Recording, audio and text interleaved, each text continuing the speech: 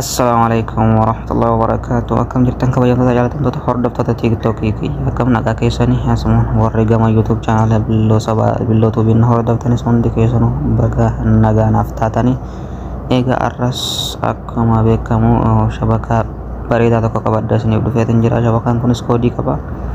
Aappiin kun jechuudha akkuma isa kalee isin barsiisanitti sawa zeeni jawi mobaayilii 60 dhibbaan dhibbatti isiniif dalagaa.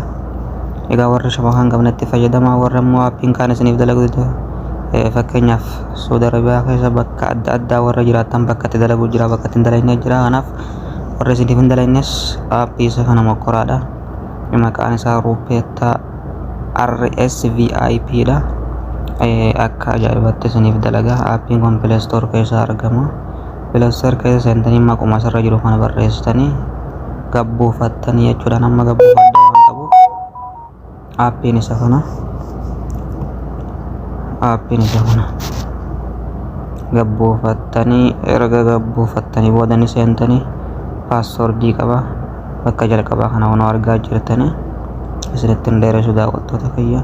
Duwwaa gisee jaakufatti barreessitan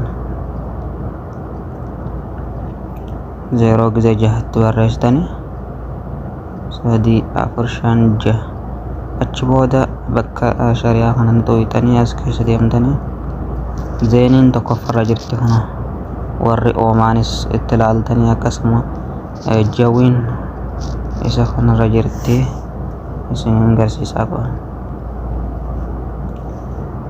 Warri oomaan jiraattan yoo viidiyoo kana argitan kanarra kaayyattanii itti ilaalattanii zeeniin isa xiyyatti qabe kana warri oomaan ammoo kana akkasuma mobaayilii 60maatis itti aaneetuma jira, jawiinis itti aanee jira.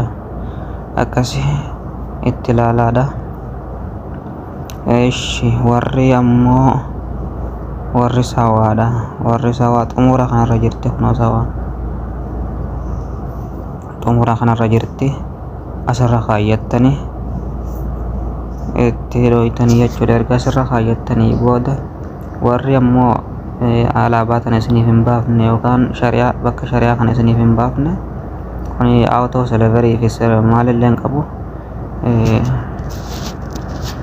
Warri bakka isiniif hin baafne yoo jiraate bakka kana dhuftanii update gootanii jechuudha.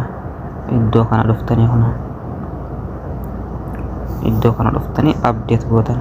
Erga update gootanii booda mana shari'aa keessa seentanii yoo inni bakka shari'aadhaa kan isiniif hin baafne jechuu update gootanii yoo inni isiniif baase update jira.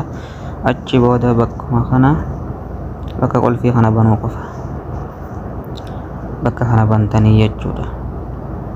Achi booda qolfii kana on gootanii connected jira jechuudha. Kana asitti connected bita kan qabu nilleen turu jechuudha.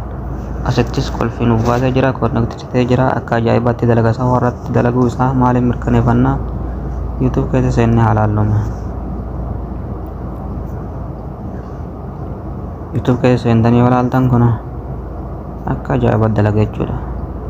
Humni isaatis ajaa'iba maashaallah. Akka bara ajaa'ibaa kana dalagaa warri shabakaan qabnetti fayyadamaa. Zeenii sawaa jawi mobaayilii 60 irratti isiniif dalagaa. Egaa kun akkanitti dalagu argaa jirtanii.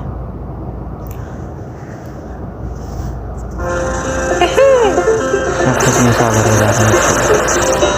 Kanaaf itti fayyadamaa. Warri share godha, warri gama TikTokiin jirtan, gama Facebookaatiin jirtan, gama YouTubeetiin jirtan hundi YouTube kiyya subscribe naa godhaa. Viidiyoo kana like share godhaan sabbootan keessa bira akka godhaa isin jedha. Egaa ammas hanga aappii biraatii walitti deebinutti assalaamu alaikum warahmatullahi wabarakatuh.